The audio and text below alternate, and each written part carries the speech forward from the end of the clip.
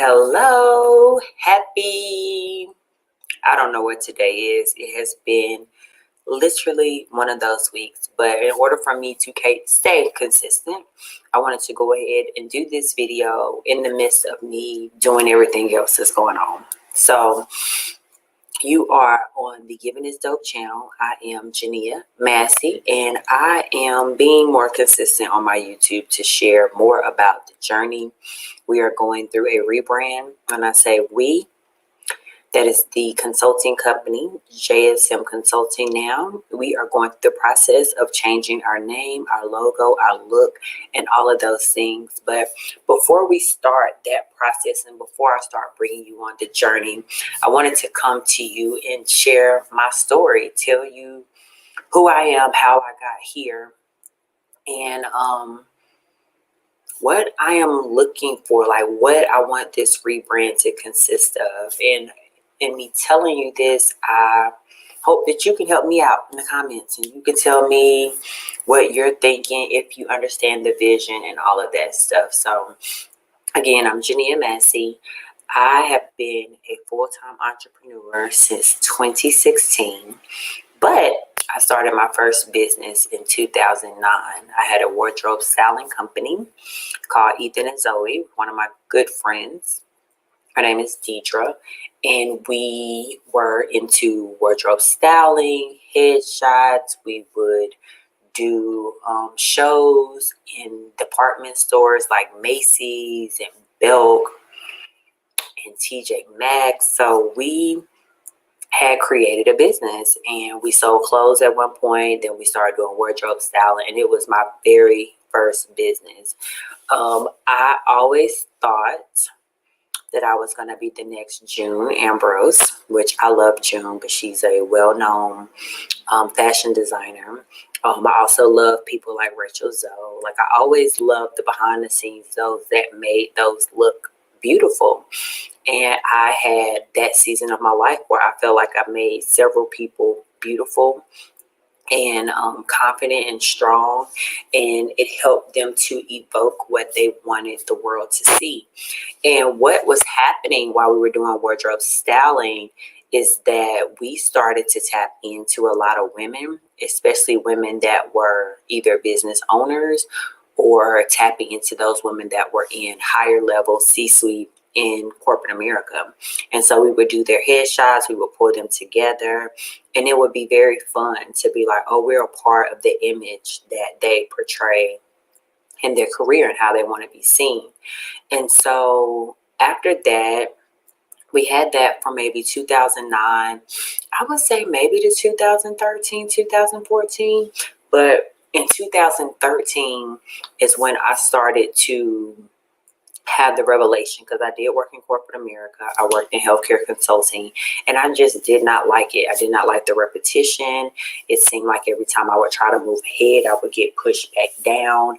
I was very entrepreneurial in the corporate space, meaning that I would create solutions within an organization. So I had a very entrepreneurial mindset, and like this, we can make this easier, or we can process this. And in that moment, I would do different trainings for the company internally in departments that I was in. But essentially, I was doing the same thing every day. I was verifying benefits. I was talking to insurance people all the time, talking to patients, trying to explain to them. And it was just like a lot. And I just didn't care for it anymore. I felt like it was very stagnant. And I was like, I cannot see myself doing this, because that was my first corporate job out of college. And so I just went on this journey of self-discovery. Like, what is the life that I want? How do I want it to look? What does it feel like? Who am I? You know, do I like the woman that I'm becoming? You know, what things can I make better? And that conversation with myself, that very hard conversation with myself, led me to reading a lot of self-help books. I remember me reading Barbara Scantey. I remember reading Soar by T.D. Jakes. I remember reading Greater by Pastor Stephen Furtick.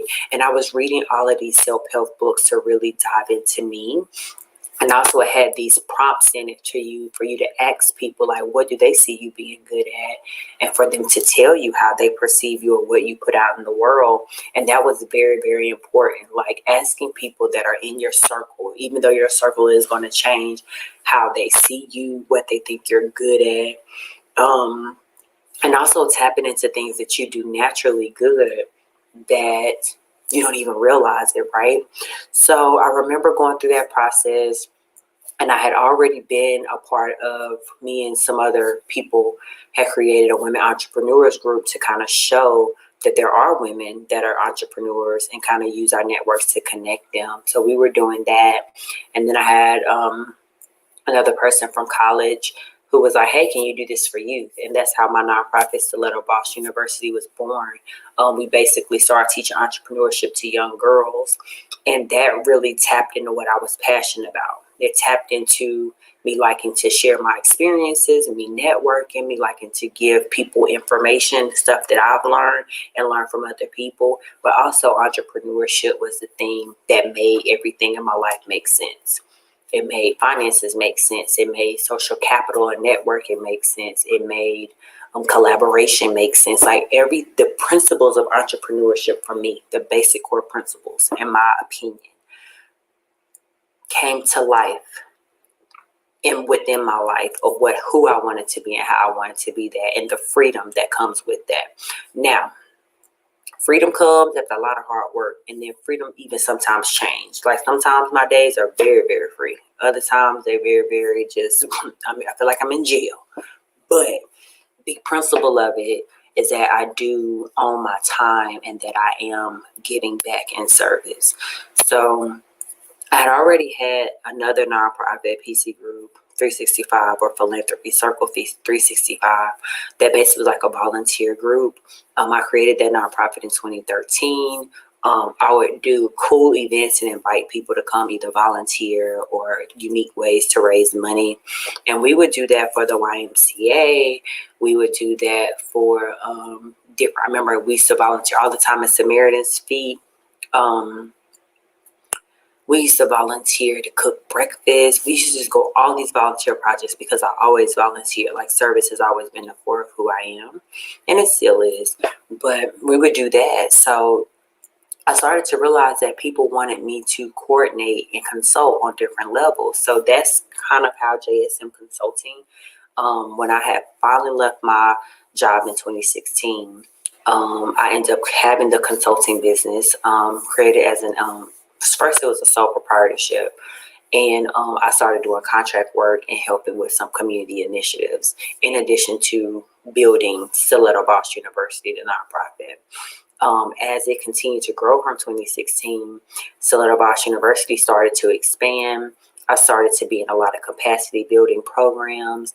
I started to see holes in nonprofits, the way their business structure was, as well as seeing solutions in communities. And I was like, how can we merge the two? So it has been a beautiful combination in what I call the business of giving.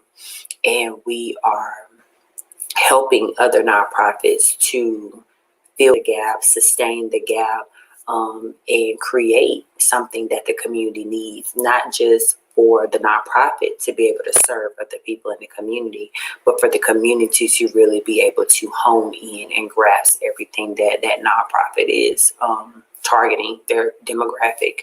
So it has really turned into a social impact consulting company. We do a lot of B2B. I have done coaching. I have a few coaching clients that I have helped them start their nonprofits from the beginning, and they are doing very, very well.